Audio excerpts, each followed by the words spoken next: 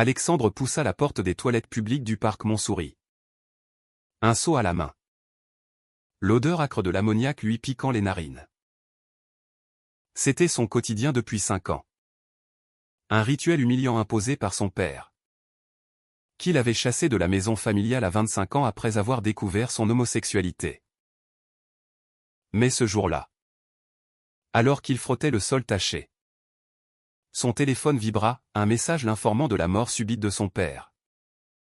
Et avec elle, l'héritage inattendu de toute la fortune familiale. Le choc le figea sur place. Son père, cet homme rigide et conservateur, dirigeant d'une entreprise de construction prospère à Paris, avait toujours juré que Alexandre ne verrait pas un centime tant qu'il persistait dans son vice. Pourtant, l'avocat de la famille venait de confirmer un testament révisé en secret, datant de seulement 6 mois. Léguait tout à Alexandre, y compris l'entreprise, la maison à Neuilly-sur-Seine et les comptes bancaires gonflés. Comment était-ce possible? Alexandre lâcha son balai, les mains tremblantes, et s'assit sur le rebord d'un lavabo. Les souvenirs affluaient, les disputes violentes, les insultes hurlées dans le salon bourgeois. Sa mère pleurant en silence tandis que son père le traitait de déviant et le jetait dehors avec une valise et un ultimatum: trouve un boulot manuel. Prouve que tu peux être un homme. Ou disparaît pour de bon. Il avait obéi. Par fierté autant que par désespoir. Nettoyer des toilettes dans les parcs publics de Paris. C'était le job le plus bas qu'il avait pu trouver. Un moyen de survivre sans mendier. Chaque jour, il affrontait les regards méprisants des passants, les rires étouffés des adolescents qui le voyaient astiquer les urinoirs. Mais c'était aussi une forme de rébellion silencieuse, il refusait de renier qui il était. À 25 ans, fraîchement diplômé en architecture, il avait rêvé de concevoir des bâtiments innovants. À 30 ans, il dessinait des plans imaginaires sur des serviettes en papier pendant ses pauses. Et puis il y avait Julien, rencontré par hasard dans un café du Marais 2 ans plus tôt. Julien, avec son sourire franc et son métier d'enseignant, avait apporté une lueur dans cette vie sombre. Leur relation, discrète mais intense, était le seul refuge contre la pression sociale et familiale. Ce soir-là, Alexandre rentra chez lui. Un petit appartement miteux à Belleville. Et trouva Julien en train de préparer le dîner. Mon père est mort, lâcha-t-il sans préambule, les yeux fixés sur le sol. Julien posa la cuillère et le serra dans ses bras. Je suis désolé. Ou pas, murmura-t-il, connaissant trop bien l'histoire. Alexandre raconta le testament. Et Julien écarquilla les yeux. Tout? L'entreprise? La maison? Mais pourquoi? Il te haïssait. Alexandre haussa les épaules. Un mélange de confusion et de colère bouillonnant en lui. Était-ce une ultime manipulation? Une façon de le forcer à reprendre les rênes familiales, à endosser le rôle d'héritier hétéro qu'il avait toujours refusé. Le lendemain, Alexandre se rendit chez l'avocat, un vieil ami de la famille nommé Maître Dupont, dans un bureau élégant du quartier des Affaires. Votre père a changé le testament après un infarctus mineur l'an dernier, expliqua Dupont, ajustant ses lunettes. Il a mentionné des regrets, mais sans détail. Il y a une condition, vous devez diriger l'entreprise pendant au moins 1 an. Sinon tout va à une œuvre caritative. Alexandre sentit un piège se refermer. Diriger l'entreprise signifiait affronter les employés loyaux à son père. Des hommes traditionalistes qui connaissaient son passé. Et sa mère? Elle vivait encore, recluse dans la maison familiale. Mais le testament l'a déshéritée presque entièrement, ne lui laissant qu'une pension modeste. Était-ce une punition pour avoir défendu Alexandre autrefois? De retour à l'appartement. Alexandre confia ses doutes à Julien. Si j'accepte, je trahis qui je suis. Si je refuse, je reste coincé à nettoyer des chiottes. Julien, assis sur le canapé usé, posa une main sur son genou. C'est une chance de changer les choses. Imagine, tu pourrais moderniser l'entreprise. Embaucher des gens comme nous. Sans discrimination. Mais Alexandre secoua la tête. Et si c'est exactement ce que mon père voulait éviter? Me forcer à me normaliser. Leur discussion s'enflamma, révélant des fissures. Julien, issu d'une famille ouverte, ne comprenait pas pleinement la profondeur de la blessure d'Alexandre. Tu vas laisser la haine de ton père te définir pour toujours, lança-t-il. Alexandre se leva. Furieux. Facile à dire pour toi. Tu n'as pas passé des années à genoux dans la merde parce que ton père te détestait pour qui tu aimes. Les jours suivants furent tendus. Alexandre reprit son travail au parc. Mais son esprit vagabondait.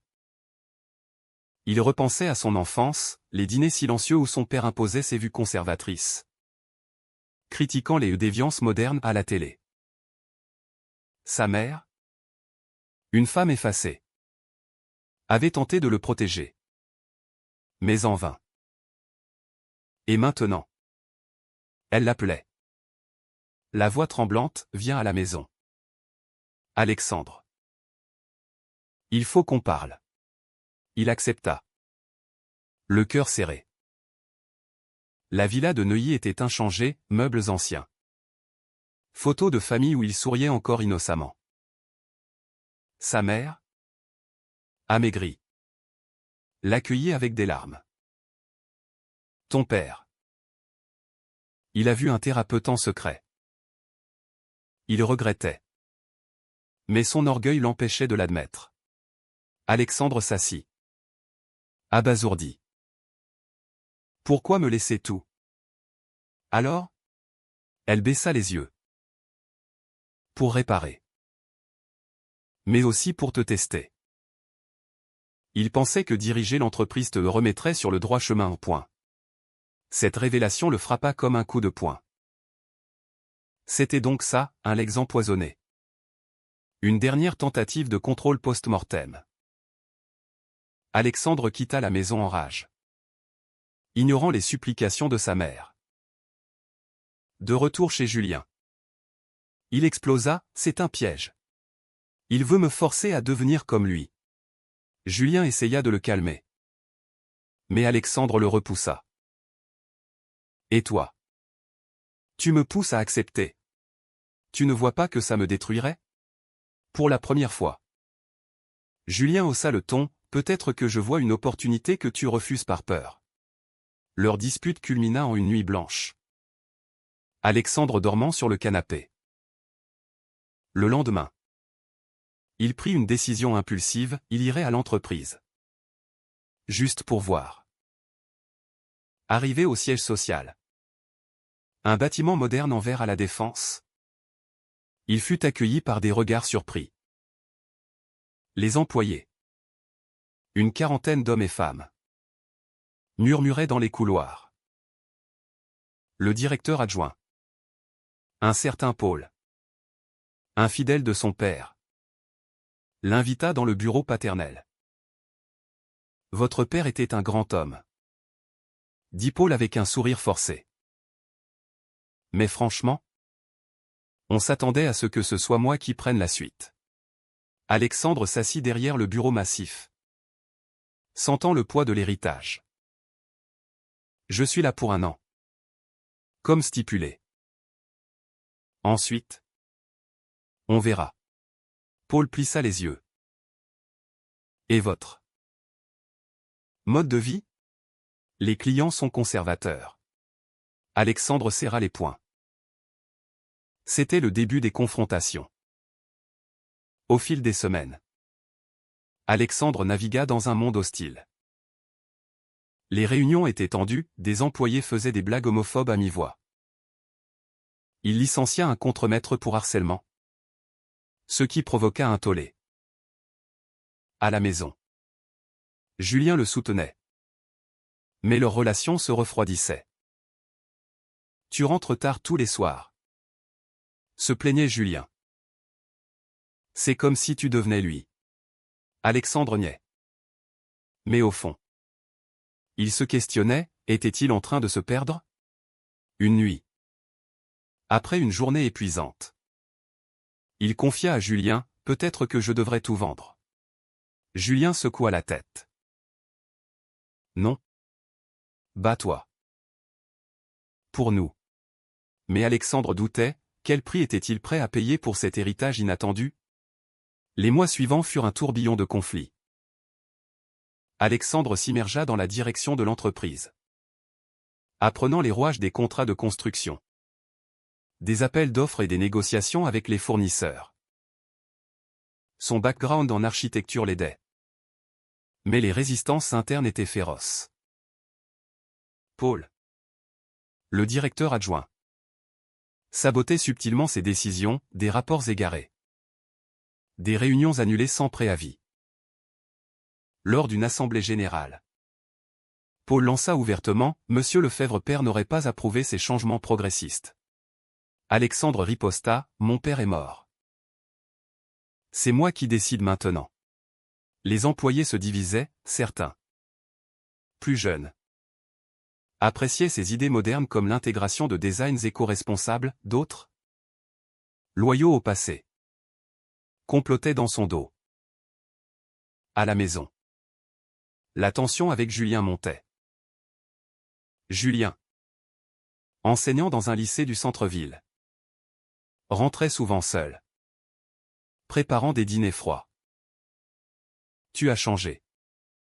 Alex? Dit-il un soir, les yeux rougis.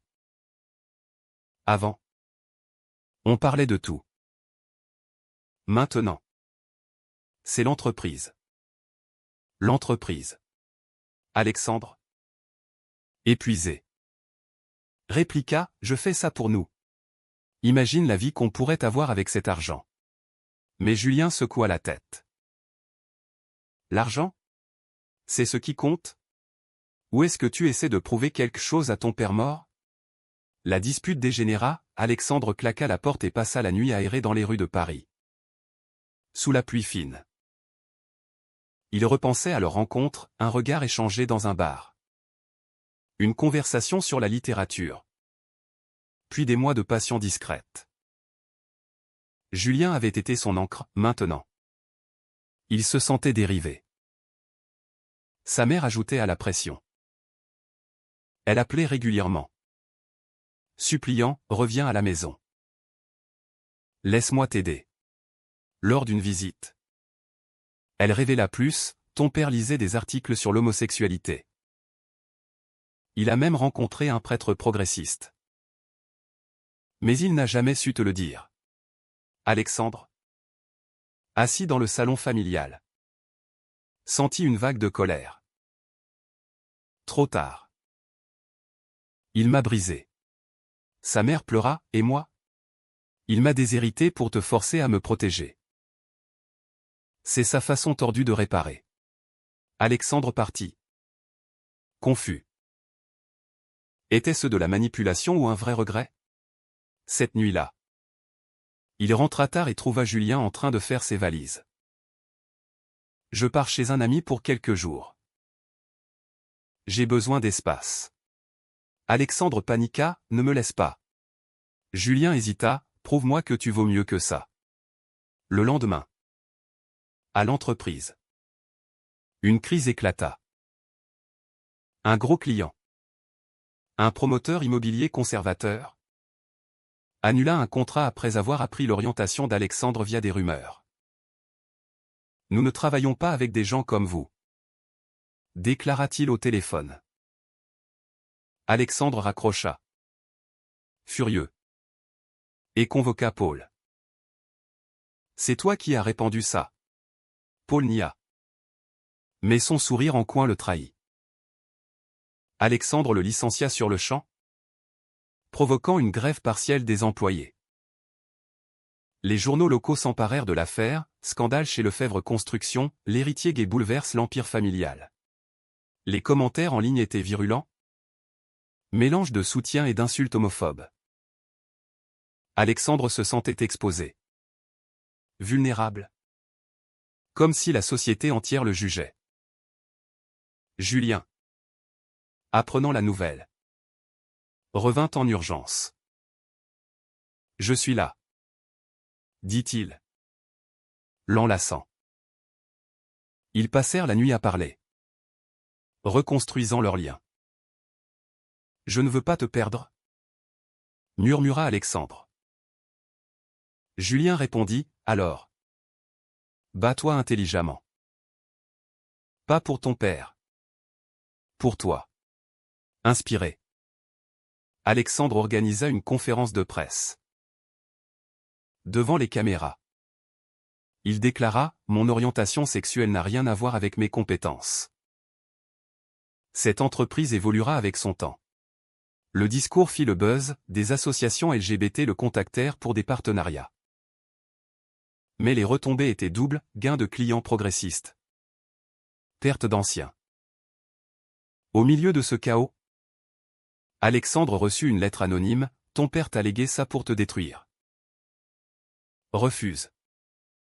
Ou regrette. » Il la montra à Julien. Qui pâlit. « C'est Paul ?» Alexandre enquêta discrètement et découvrit que Paul complotait avec d'anciens employés pour un procès en diffamation. La confrontation eut lieu dans un café discret. Paul. Amer. Avoua, ton père m'avait promis l'entreprise. Il te haïssait jusqu'au bout.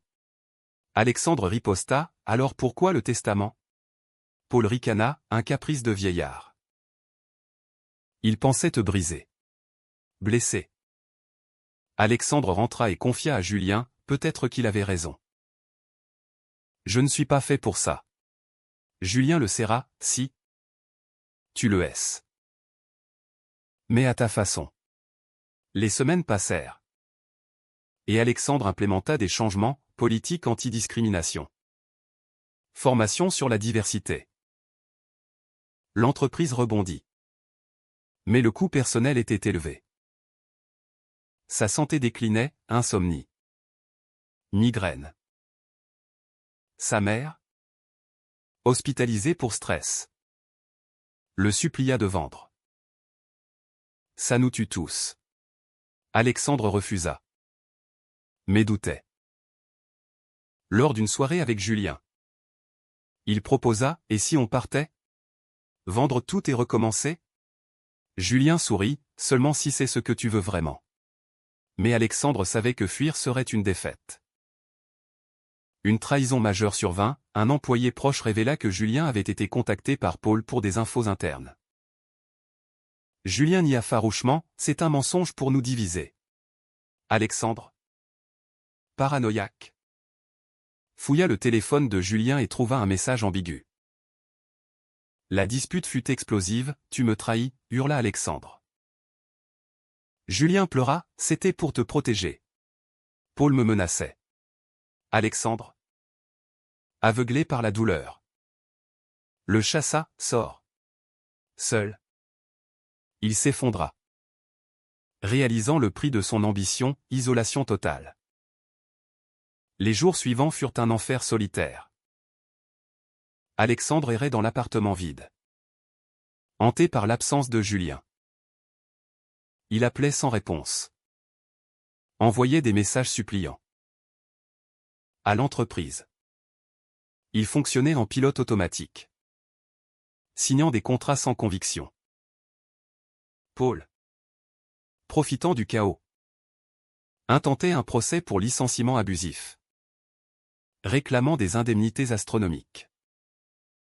Les avocats conseillaient un règlement à l'amiable.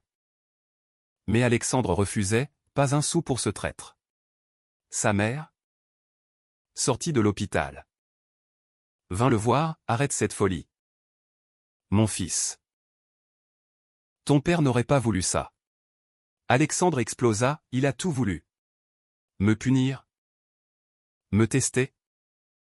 Me détruire. Elle partit en larmes, le laissant plus isolé. Une nuit.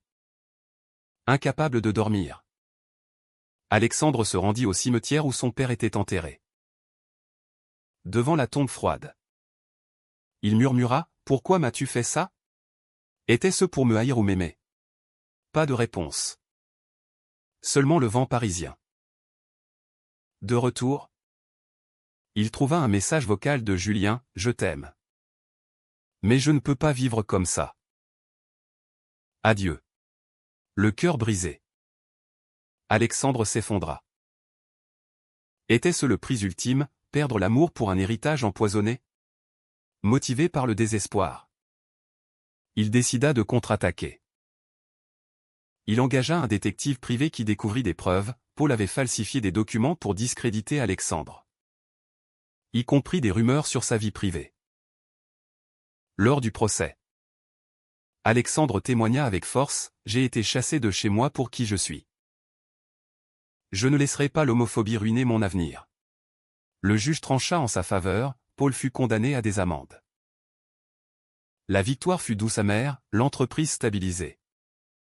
Mais Alexandre vide intérieurement. Il tenta de reconquérir Julien.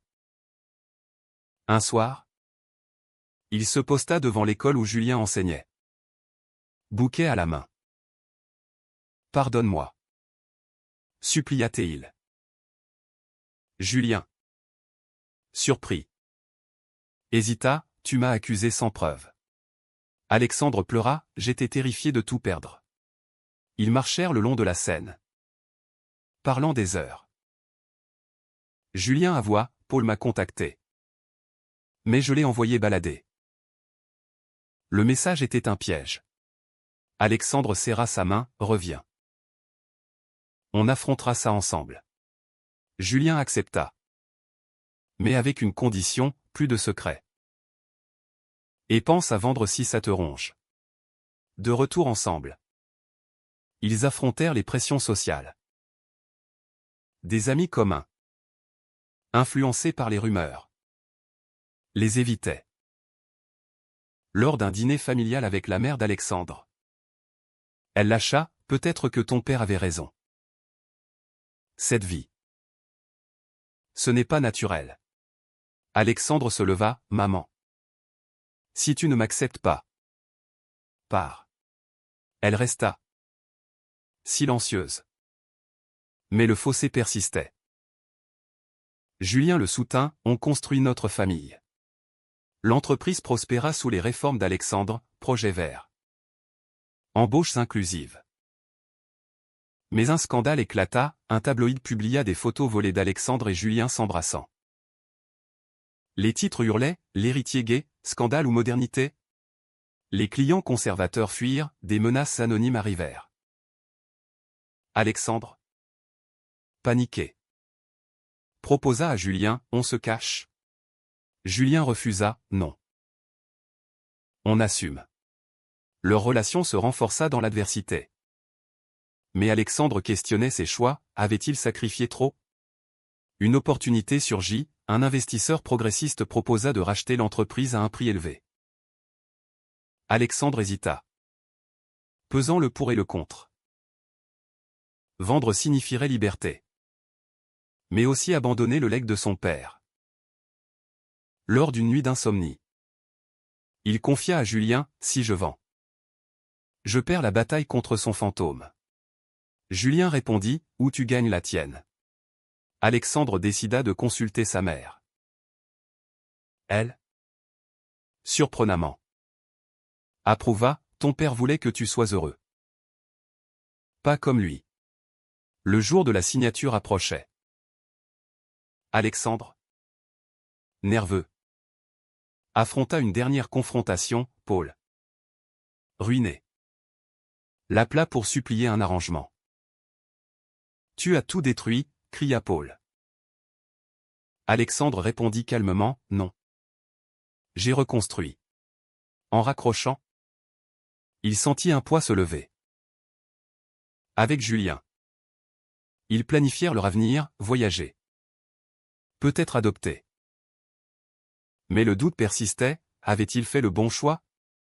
La signature du contrat de vente se déroula dans un bureau notarial austère du centre de Paris. Alexandre apposa sa plume sur le document, scellant la fin d'une ère. L'investisseur? Une femme dynamique nommée Sophie. Serra sa main, vous avez transformé cette entreprise. Merci. Alexandre sourit faiblement. Mais intérieurement, un tourbillon d'émotions le submergeait. En sortant, Julien l'attendait dehors. Sous un ciel bleu. C'est fait? Alexandre hocha la tête, oui. Libre? Enfin. Ils s'embrassèrent, indifférents au regard des passants. Pour la première fois depuis des mois. Alexandre respira librement. Avec l'argent de la vente, ils achetèrent un appartement spacieux dans le Marais. Quartier symbole de la communauté LGBT. Sa mère, réconciliée partiellement, vint dîner régulièrement, apprenant à accepter Julien. « Je suis fier de toi », murmura-t-elle un soir. Alexandre, ému, répondit « Merci d'avoir essayé ». Mais les cicatrices restaient, les années de nettoyage. Les disputes. Les trahisons. Il fonda une association pour soutenir les jeunes gays rejetés par leur famille, canalisant sa douleur en actions positives. Julien et lui affrontèrent de nouveaux défis, l'adoption. En France, possible pour les couples homosexuels. Mais les procédures étaient longues et scrutatrices. Lors des entretiens, on les questionnait sur leur stabilité. Après tout ce qu'on a traversé, dit Julien, on est solide. Alexandre acquiesça. Mais repensait à son père, aurait-il approuvé? Probablement pas. Mais ça n'importait plus. Un an après la mort de son père, Alexandre organisa une commémoration privée au cimetière. Seul avec Julien et sa mère. Il posa une fleur sur la tombe. Merci pour le legs, murmura-t-il. Même si c'était tordu. Ça m'a forcé à grandir. Sa mère pleura, il t'aimait. À sa façon. Alexandre doutait. Mais acceptait. De retour, ils fêtèrent avec des amis, une soirée joyeuse. Loin des tensions passées. Pourtant, des ombres persistaient. Des anciens employés le harcelaient en ligne, l'accusant de détruire un héritage. Alexandre ignora. Se concentrant sur sa nouvelle vie, consultant en architecture durable. Libre de créer. Julien, promu directeur d'école, rayonnait. Leur amour, testé par le feu, était plus fort. Mais un jour, une lettre arriva, de l'avocat, révélant un codicile secret au testament. Votre père stipulait que si vous vendiez dans l'année, une partie des fonds irait à une fondation anti-LGBT. Alexandre blêmit. Était-ce vrai? L'avocat confirma, une clause cachée, activée par la vente. Furieux, Alexandre contesta en justice, arguant manipulation. Le procès raviva les blessures, médias. Débat public sur l'homophobie post-mortem. Julien le soutint, on gagne ça aussi. La cour annula la clause, la jugeant discriminatoire. Victoire finale. Mais Alexandre se questionnait, son père avait-il vraiment regretté? Ou était-ce un piège ultime? Il en discuta avec Julien, peut-être les deux. Leur vie reprit, enrichie par les épreuves. Des années plus tard, avec un enfant adopté, Alexandre regardait en arrière. Les choix, les sacrifices, les réveils. Était-ce juste? La société avait évolué. Mais les préjugés persistaient. Il écrivit un livre sur son histoire, espérant inspirer. Et vous? Pensez-vous qu'accepter un héritage empoisonné par la haine peut mener à la rédemption? Ou est-ce toujours une erreur?